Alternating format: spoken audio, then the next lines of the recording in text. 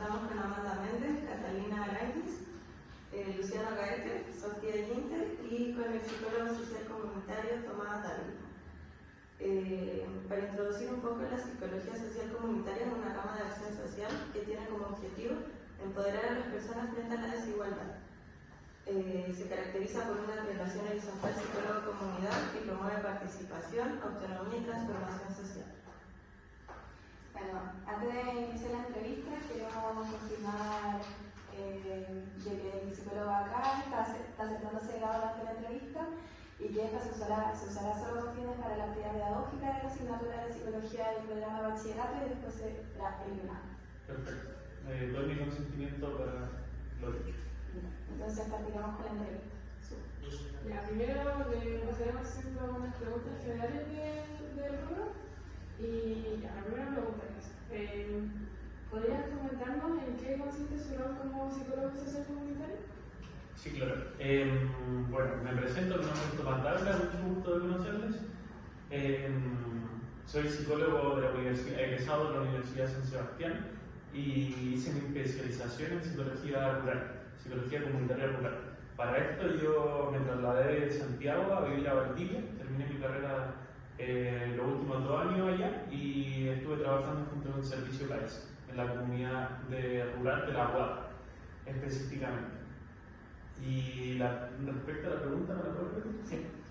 ¿Podría comentarnos en qué consiste su rol como psicólogo social comunitario? Claro, como bien dijo Sofía, ¿cierto? El rol del psicólogo comunitario es tener una relación horizontal con la comunidad. Estuvo bien dicho, en donde tenemos que generar y fomentar una transformación social a partir de las mismas personas, no nosotros como unos actores que vayan a hacer el cambio, sino que darle la herramienta a las personas para que puedan trabajar a partir de sus propios impulsos e incentivar una transformación social. ¿En qué tipo de contextos o comunidades trabaja actualmente? Actualmente estuve trabajando en la comunidad de Olmué, en la municipalidad, en la oficina local de la niñez específicamente, y estuvimos trabajando junto con niñeces y adolescentes. La idea, el rol que tiene la oficina local de la niñez es súper importante a nivel nacional porque nace a partir de la ley 21.430 para las garantías de los derechos de los niños, niñas y adolescentes. Para esto yo estaba como en el rol de gestor territorial, que era quien promocionaba los derechos de niñas, niños y adolescentes y además hacía la intervención junto con los chicos, en donde teníamos un consejo consultivo que le decíamos, que funciona como un centro de estudiantes pero a nivel local, ¿ya? En donde la idea es que se organicen y que incentiven iniciativas para un cambio social específicamente y representen a su grupo etario en la población. O sea, como que metodología. Sí. Normal. Sí, así es. ¿Cuáles son las principales funciones o actividades que realiza en su trabajo? La verdad es un trabajo bastante entretenido, pero es mucho de juegos, mucho de cómo tener las herramientas, porque el psicólogo comunitario siempre se tiene que estar adaptando al ambiente. Y si es que algo no te funciona con la comunidad específica con la que estás trabajando, mi opinión personal es porque uno lo está haciendo mal. Siempre las personas van a tener algo que decir, solamente hay que saber cómo llegar a ese mensaje. Así que siempre es juegos, siempre es sistematizar información, es estar pendiente a todos los factores de la comunidad, incluso uno cómo se siente frente a otras instituciones. Siempre hay que estar atento a eso. Y por último de estas preguntas, ¿qué tipo de procesos o problemáticas abordan con mayor frecuencia en su trabajo? Bueno, donde estuve trabajando anteriormente con la OLN en Olmué, estuvimos abordando muchos casos de vulneración de derechos. Porque esa es de las mayores temáticas que trabaja la Oficina Local de la Niñez, vulneraciones de derechos no constitutivas de delitos. y visualizamos que existe mucha violencia de género en niñeces y adolescencias. En los colegios todavía está presente muchos casos de violaciones. Por lo tanto, estuvimos trabajando activamente con las instituciones sobre cómo abordar esta situación y cómo entregar psicoeducación desde los colegios a los niños, niñas y adolescentes para que puedan verbalizar estos hechos y presentarlos frente a fiscalía, frente a los poderes judiciales. Yo quiero preguntar algo, por ejemplo, en este caso de la vulneración de derechos, ¿hay algún patrón, por ejemplo, que tiene que ver con la situación socioeconómica de las personas? Bueno, nosotros estuvimos trabajando principalmente con colegios públicos, pertenecientes a DAIN, pero también con un solo colegio que era particular subvencionado en Olmué, que era Ignacio Guerra Pintor, y también presentaban estos tipos de problemáticas. Pero hoy tampoco, en el territorio tampoco hay una gran cantidad de personas mayormente adineradas, siempre son como los pobladores pertenecen a un nivel económico bajo, así que podría decirse que quizás sí. Excelente, ahora vamos a pasar con el siguiente bloque de formación académica. ¿Qué estudios son necesarios para ser psicólogo social comunitario? ¿Cómo lo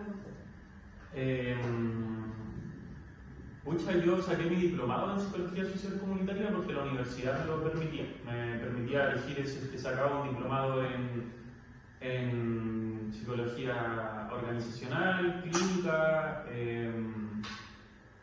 educacional y comunitaria. Y yo fui de las pocas personas, porque somos pocos quienes nos vamos a comunitario, porque tampoco es un trabajo muy bien remunerado. Así que eso, yo saqué mi diplomado en clínica comunitaria. O sea, en psicología comunitaria, perdón. Y ligado a esta pregunta, ¿dónde uno puede adquirir dicha especialización? Hay muchas universidades que trabajan en esto. Ahora les dije del diplomado que hice en psicología comunitaria, pero también hay diplomados que son más enfocados en lo que es la intervención acción participativa, que es con lo que trabaja mucho el psicólogo comunitario, la persona psicóloga comunitaria. La investigación acción participativa nace de Oscar, no me acuerdo cómo se llama, pero tal como dice el nombre, la idea es investigar junto con las personas, accionar y participar de las intervenciones con los grupos territoriales. ¿Qué aspectos de su formación considera más relevantes para su desempeño actual? Mucho de la investigación acción participativa. Yo creo que cuando me pasaron ese ramo, para mí también es difícil la parte de la sistematización. Pero si es que uno no sistematiza y no obtiene información de las cosas que hace, no genera ningún tipo de conocimiento y eso es quedar en nada. Finalmente siempre tenemos que trabajar de las herramientas disponibles para poder hacer un cambio social. Así que... Y para terminar con esta ronda de preguntas de formación académica, ¿identifica usted algún vacío o limitación en la formación académica de pregrado respecto a su área de la psicología? ¿Me lo puedo repetir, por favor? ¿Identifica usted algún vacío o limitación en la formación académica de pregrado respecto a su área de la psicología? Sí, totalmente. La verdad es que es difícil formarse en la psicología comunitaria porque, por ejemplo, no sé, en mi último año de universidad fueron donde más vimos psicología comunitaria. Y era el ramo que a mí más importante era. Pero vimos súper poco, tuvimos como 4 semestres de eso y yo creo que sería súper importante verlo durante toda la carrera, porque es una formación. Después al final estábamos súper apurados viendo toda la materia que teníamos que ver y no se integraba como correspondía, en mi opinión. Igual sobre lo que mencionaste en la última pregunta, quería saber de que si tú consideras de que el social comunitario es como el tipo de psicólogo que igual tiene que estar como en constante adaptación con los cambios constantes que hay en la sociedad. Totalmente, yo creo que adaptación frente a también el rol que cumple con el territorio y con las instituciones, porque nosotros también tenemos que estar en constantes cambios con la comunidad, así como cómo nos relacionamos con la persona, cómo nos relacionamos con el vecino de allá, con el presidente de la Junta de Vecinos, etc. Así que siempre tenemos que estar atentos como a esas situaciones y siempre estar en la buena, porque nosotros no venimos a hacer conflictos, sino que venimos a solucionar los conflictos. Y además también siempre existe mucha resistencia de parte de las mismas instituciones, como los vicios que se forman en el sistema, como por ejemplo son conflictos políticos con las municipalidades, etc. Por ejemplo, cuando estuve trabajando con Servicio País, pasaba que un alcalde que hubo como que se enojó con las personas de Servicio País porque participaron de una actividad comunitaria en la que fue otra persona de otro sector político y esta persona, y eso provocó que sacaran el Servicio País de un territorio. Y eso está en contra, al final el Servicio País está beneficiando a una comunidad completa y solamente por una mala onda política, por decirlo así, se va un programa. Así que siempre tenemos que estar atentos a todo ese tipo de problemáticas. Bueno, pasamos por la siguiente temática, que es trabajo propio de la disciplina. La primera pregunta es: ¿en qué se diferencia el trabajo de un psicólogo social comunitario del que realizan profesionales de otras áreas de la psicología? Bueno, eso es una buena pregunta, porque ahora donde estuve trabajando, una de las problemáticas que surgían con DAIM, con el director de DAIM que pudimos visualizar, era que los psicólogos que estaban en los colegios eran psicólogos clínicos y no eran psicólogos educacionales. Y eso provocaba que estuviesen haciendo un mal trabajo. ¿Me puedo repetir la otra pregunta?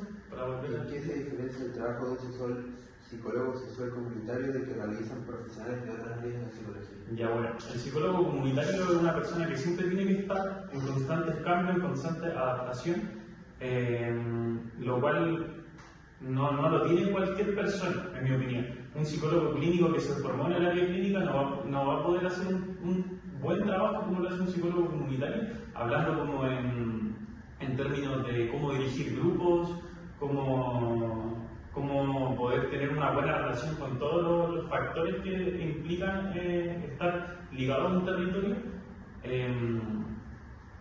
Y por ejemplo, un psicólogo organizacional tampoco tendría estas habilidades, como yo tampoco tendría las habilidades de cada tipo de área. Siguiente pregunta es: ¿qué importancia tiene la participación activa de la comunidad en su labor profesional? Bueno, eso es fundamental, igual, porque parte de ser psicólogo comunitario es insertarse en el territorio y poder participar de las actividades del territorio. Porque si es que no sales a las actividades, no te ven, no vas a formar parte de. Y para poder hacer un cambio social, he dicho mucho esa palabra, tienes que estar ahí presente, tienes que saber quién eres tú, que la comunidad vaya y te salude, sepan identificarte como un factor protector. Que digan así como: oye, necesito tal cosa y me puedo acercar a tal persona porque existe la confianza de que yo no le voy a hacer ningún mal, por decirlo así, a esta persona. Yo quiero hacer una pregunta. Igual, como dijiste, hace alto hincapié en el término de cambio social. Y yo quería saber que tú, como psicólogo social comunitario, ¿cuál sientes que es como un cambio social que se tiene que hacer luego dentro del país? Yo creo que la verdad es que existen demasiadas problemáticas como para enfatizar en uno solo, pero ligado a mi propia experiencia, bueno, estuve trabajando con Servicio País, ahí hice mi práctica. Servicio País pertenece a FUSUP, que es la Fundación Superación para la Pobreza, y sale una rama de Fundación Superación para la Pobreza y existe Servicio País. El objetivo de Servicio País es superar la pobreza multidimensional. No hablando de una pobreza solamente como en términos económicos, sino que hablando de una pobreza social, una pobreza cultural, una pobreza en las instituciones, etc. Y yo creo que, y esto respecto a un análisis que hice en el ramo de intervención y acción participativa en la universidad, que también lo enfoqué en mi práctica, yo pude identificar que a raíz, o sea, igual pueden ser opinología, pero bueno, también interpretación. Yo creo que a raíz de la dictadura, con la persecución de los políticos, de las personas como que estuviesen ligadas a la política o tuviesen una gran voz en las comunidades, existe esta persecución y son asesinados obviamente, y se pierde como los líderes de cada comunidad. Se pierde una persona que pueda y diga, ya, ok chicos, tenemos que hacer esto, vecinos, hagamos esto, movilicémonos con esto, hagamos nuestras propias soluciones.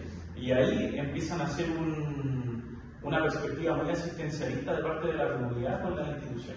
Por ejemplo, problemáticas que se visualizaban eran que, no sé, por la vecina se le voló el techo porque en Valdivia hay mucha lluvia, se le voló el techo y va a la municipalidad y pide que le den la solución, que le pasen la plancha y que encima se la vayan a pintar. O, no sé, tenemos una plaza y ya listo, vamos a la municipalidad y pedimos la plaza. O queremos, no sé, cualquier cuestión, queremos arreglar el sistema de APR que es para poder del lugar, vamos a la municipalidad, lo tienen que solucionar. Pero antiguamente era más así como, ya pasó esto, organizémonos todos y vamos todos a solucionar esto como comunidad. Así que esta como déficit en líderes comunitarios que voy a decir a partir de ahora, este déficit en líderes comunitarios provoca y perpetra más el asistencialismo y una comunidad súper individualista, ¿cachai? Como que ya no miramos al vecino para pedir ayuda, sino que llamamos a la municipalidad para que lo solucione. Y le vamos a dar nuestro voto al final, así que esa persona va a seguir teniendo trabajo, etc. Eso es lo que podría decir. Como que básicamente se perdió la integración del... Se perdió lo que es hacer comunitario. Eso es lo que se perdió. Se fomentó el individualismo y se fomentó el asistencialismo, lo que provocó que ya no nos miremos como vecinos. Incluso en los pueblos hay muchos conflictos. Esto, típica la frase de pueblo chico, infierno grande. Como que aún así, como que sigue habiendo como no hay líderes sociales que junten a la comunidad, empieza a pasar lo que también pasa mucho en las ciudades, que es la exclusión social. Así como tipo, esta persona hizo algo mal, así que tenemos que excluirla. Y eso provoca más individualismo. Bueno, la siguiente pregunta es, ¿qué herramienta utiliza usted en su trabajo? Herramientas de mucho de juego. Últimamente estuvimos trabajando con niñeces, así que fueron muchas herramientas como de juego para unir a un grupo e empoderar a un grupo. Para eso, bueno, hay manuales de juego y también mucho sistematización e investigación en acción participativa. En mucho de investigación en acción participativa, yo creo que eso es como lo que más agarro de mi trabajo. Y esto como de tratar de unir como a la niñez como un grupo, ¿tiene relación con lo que preguntó recién la Cata? Esto de que ya se perdió la comunidad. Sí, o sea, es que en niñez es distinto, porque igual los chicos como están recién aprendiendo no tienen las mañas que tiene una comunidad ya formada. Pero igual siempre se presentan, como en cualquier grupo, se presentan esta resistencia así como oh, qué vergüenza, etc. Por ejemplo, a mí me pasó que cuando llegué a trabajar a Olmor, la persona que estaba trabajando antes no hizo nada del trabajo que había que hacer. No cumplió ninguna meta, nada. Así que tocó empezar prácticamente desde cero en un ciclo que, por ejemplo, vamos a decir que son 12 meses cada ciclo. Yo llegué en el mes 7 del ciclo y no había nada hecho, así que estábamos súper atrasados respecto a la meta. Teníamos que formar el consejo consultivo, teníamos que hacer promoción territorial. ¿Y cómo formamos el consejo consultivo? Porque nosotros tenemos que dar la oportunidad a todas y todos para que puedan participar. ¿Y cómo difundimos esa información a todos los grupos de tarea? O sea, correspondientes. Y ahí nace la idea de hacer un museo viajero. El Museo Viajero es un museo de Arquetín que fuimos a buscar a Arquetín Viña del Mar y sacamos un módulo en donde se presentaba la habitación de Van Gogh y mujeres en el mar. Así que fuimos a todas las instituciones a presentarle el museo. Y junto con eso, eso era como la pantalla para que nos pescaran los chicos. Y además de eso, le hacíamos hoy, nosotros estamos formando un consejo consultivo que consiste en esto. Y ahí todos tuvieron la oportunidad de participar.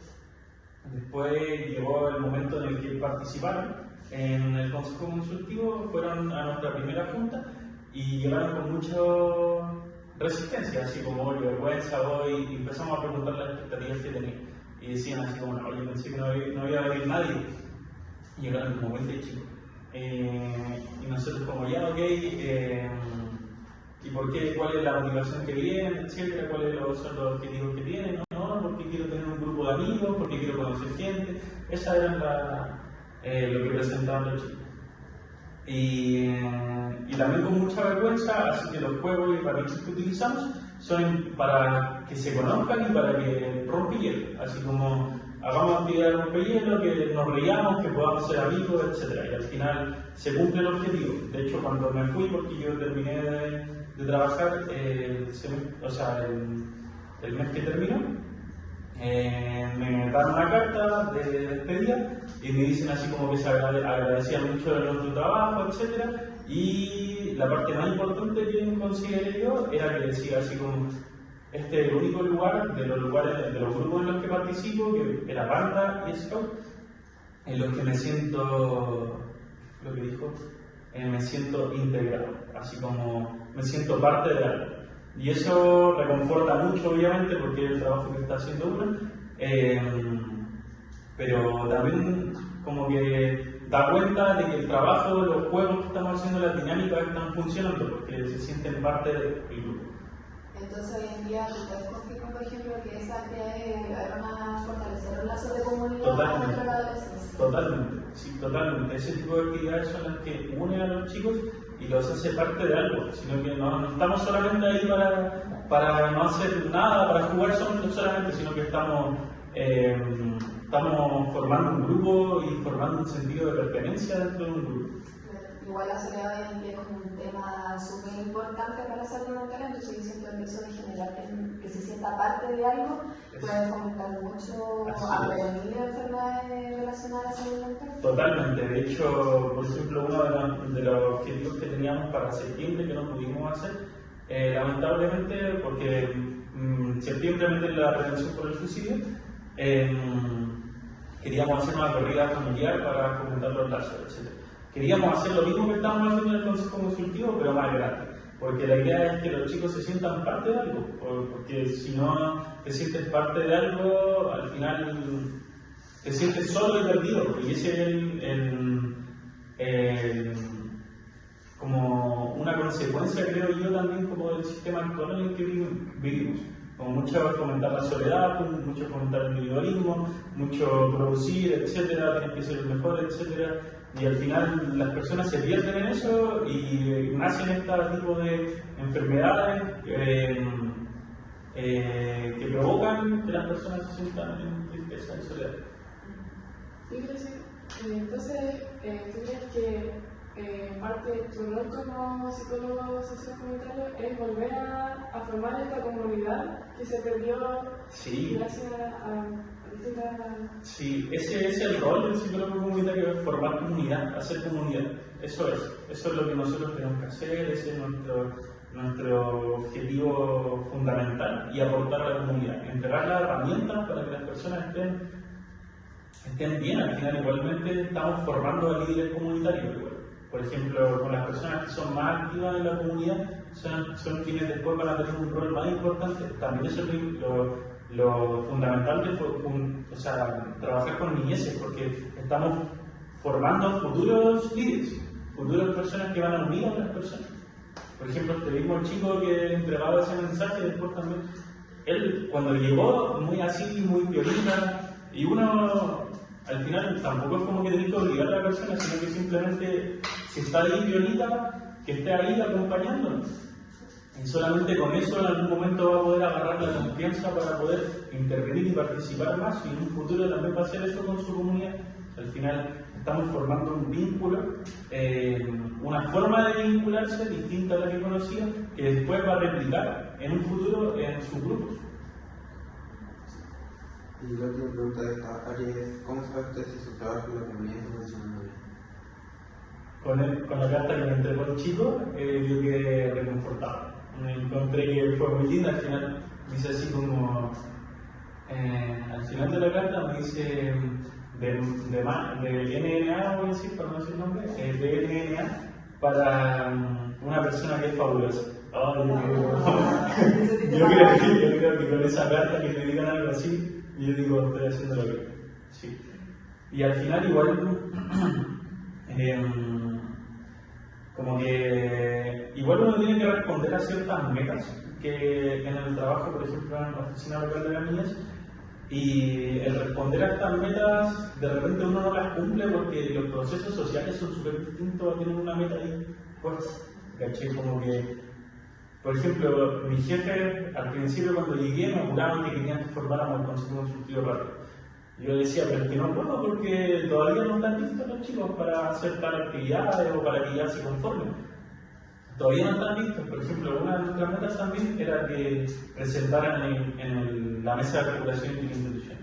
Era una mesa que también lideraba yo, que juntaba todas las instituciones ligadas a la niñez y adolescencia. Por ejemplo, estaba DAEN, por ejemplo, estaba la Oficina de la Discapacidad, estaba DIDECO, DIDECO, Dirección de Desarrollo Comunitario significa, estaba, bueno, otra más. Las instituciones, las duplas psicosociales, etc.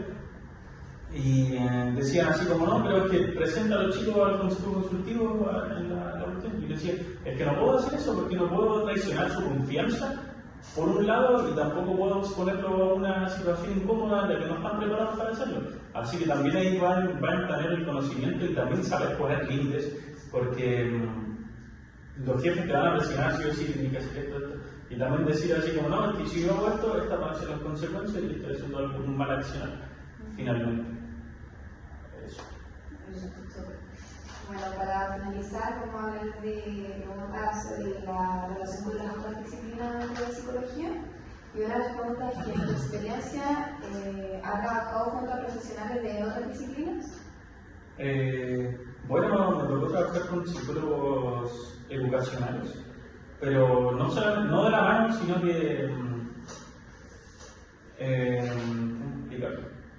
que como sabiendo de su trabajo. Es que pasa que como oficina local de las niñas nosotros teníamos que existen dos áreas en la oficina local de las niñas. Existe el área de gestión de casos y el área de gestión territorial. La gestión territorial estaba ahí.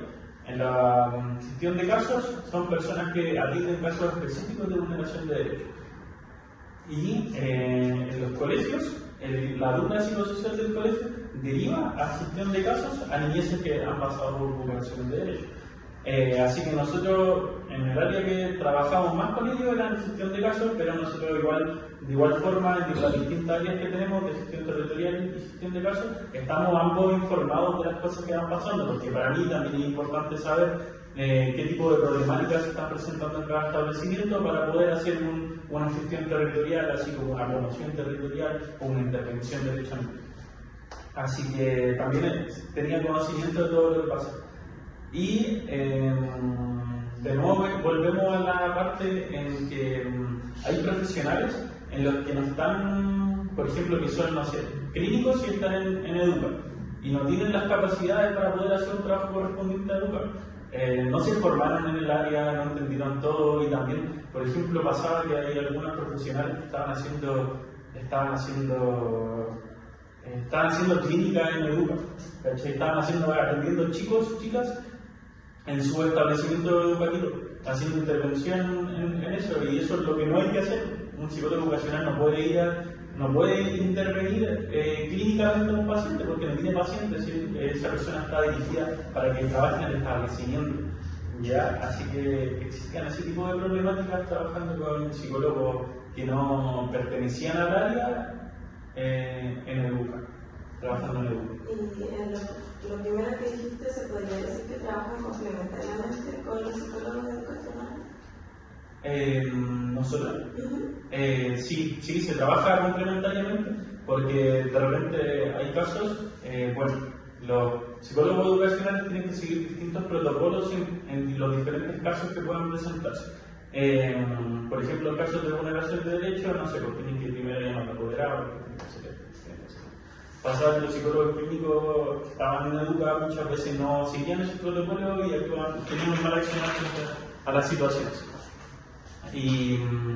Pero sí se trabaja de la mano porque en caso de vulneraciones de derechos que ellos ya no tienen nada más que hacer, derivan a oficina local de la niñez para que sigan un proceso ya sea judicial, ya sea de entregarle herramientas, etc. Muy bien. La siguiente pregunta dice, ¿qué aportes consideras que entrega la psicología social comunitaria dentro de esos equipos de trabajo? Yo creo que entregamos mucho el manejo de grupo, como tipo cómo trabajar con grupos. Y yo creo que también una mirada súper como tipo de intervención acción participativa. Yo creo que nosotros como hemos sido formados, como tuvimos nuestra formación, tenemos mucho cómo hacer sistematización para crear un conocimiento, porque al finalmente, como les dije en un comienzo, nosotros para poder hacer un cambio social tenemos que también formar algo, no podemos trabajar en la nada, no podemos ir y hacer actividades y ya listo, y yo voy a hacer el cambio social, sino que también tenemos que realizar un proceso de aprendizaje en donde vamos a decir, ya, ok, estos son los factores que abordan una comunidad y primero entenderla, ver cómo se mueve, cómo funcionan las jerarquías, etc. Y después identificar problemáticas, después formar con el grupo de trabajo, con el territorio, formar una solución, implementar esa solución, accionar y participar y después celebrar. Parte de lo que es un trabajo comunitario, creo yo, es la celebración, porque consolida todos los aprendizajes y todos los eventos, todas las acciones realizadas se consolidan en la celebración. Eso. En relación a eso, ¿cómo se coordinan, como ya que estás trabajando con otras disciplinas, cómo se coordinan los distintos enfoques para llegar a un objetivo común?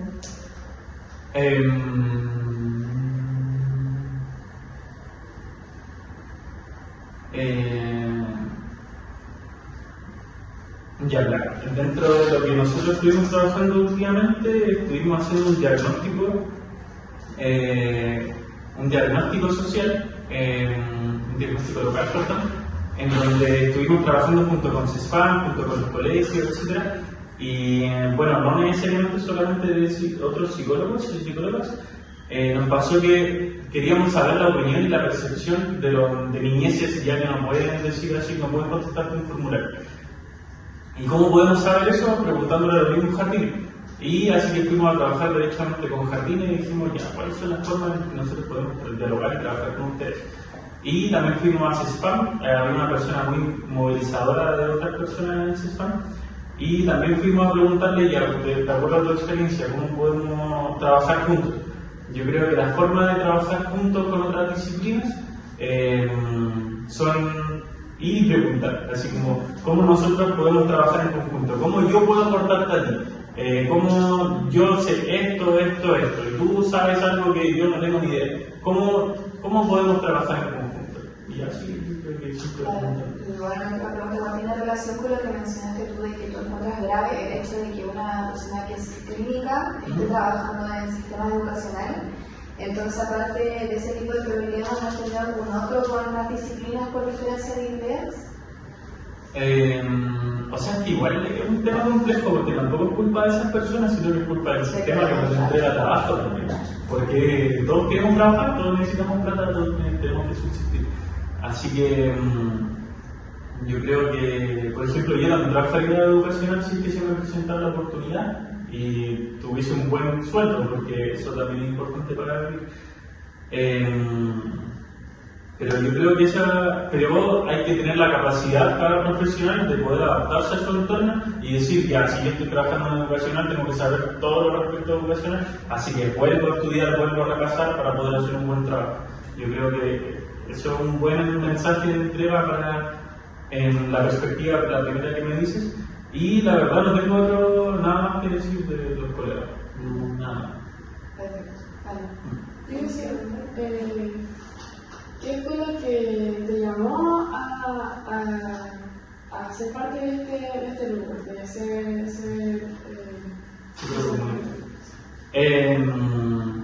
yo creo que mi historia de vida, porque desde chico, así como, no sé, debo haber tenido unos 12, 10 años, entre 10 y 15. Yo iba al campo con mi abuelo a San Carlos, para allá para la Chillán, etc. Y yo me escapaba así durante todo el día e iba a hablar con los vecinos. Iba así, oh, ¿cómo qué está haciendo? Y arábamos la tierra, y salíamos a pasear al río, etc. Después, más grande, eran cosas que yo no me daba cuenta que hacía. simplemente iba y disfrutaba una buena conversación.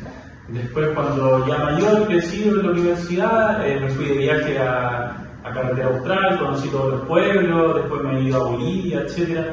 Yo creo que parte de mí es que me gusta interactuar con las comunidades, me gusta mucho aprender sobre el vecino que no se a la tierra, el gaucho que se va para el monte a dar, o sea, a mover a los animales, etc. Como que eso es lo que me gusta y lo que me motivó a meterme en el área comunitaria.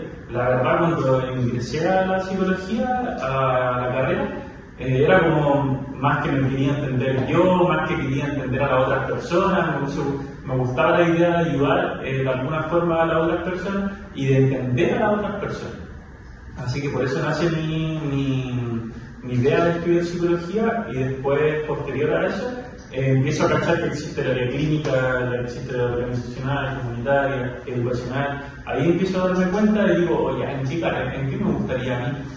Y después me doy cuenta de que me gusta viajar, me gusta estar con la gente, me gusta conocer pueblos rotundos, etc. Y ahí digo, ya no, psicología comunitaria es lo mío. Me meto a psicología comunitaria y claro, combinaba totalmente conmigo, con mi personalidad, con lo que me gustaba hacer, etc. Y ahí nace como digo, ya, no, soy psicólogo comunitario. Sí, y ahí me fue excelente. Siempre me ha ido muy bien de psicólogo comunitario. Siempre he sido querido por las comunidades. Todavía por lo que me cuentan mis colegas, todavía me preguntan por mí en la Guada, todavía preguntan por mí en el MUE. En los territorios en los que piso siempre como que dejo una huella y eso me hace decir, voy por el buen camino. Y bueno, para finalizar, no sé si te gustaría decir algunas palabras a una persona, por ejemplo, que está indecisa en estudiar psicología, algo que tú por estar desde la carrera, motiva a las personas a estudiar eso. ¿A psicología? ¿Quiero psicología? Yo creo que estudies lo que uno quiera, no simplemente psicología. De hecho, no estudio nada. O sea, igual creo que hay que buscar lo que uno le gusta, lo que uno más calce igual. Por ejemplo, te puede gustar mucho clínica, pero después te va a ir por organizacional por la lupa. A muchos compañeras y compañeros les pasó que pagaban más en OCA y dicen, ya, a lo mejor no voy a ir a OCA. Finalmente, igual la plata no mueve al mono. Así que siempre uno tiene que pensar en la calidad de vida que quieres llevar en un futuro, en lo que quieres llegar a lograr en un futuro y a partir de eso ver en qué área te vas a involucrar o en qué carrera te vas a involucrar. Porque igual la verdad es que la plata es súper importante en esta sociedad. Así que eso, motivarse a pensar en qué es lo que quiero para adelante. Bueno, muchas gracias, Tomás, por acompañarnos en esta entrevista. Con esto le damos cierre.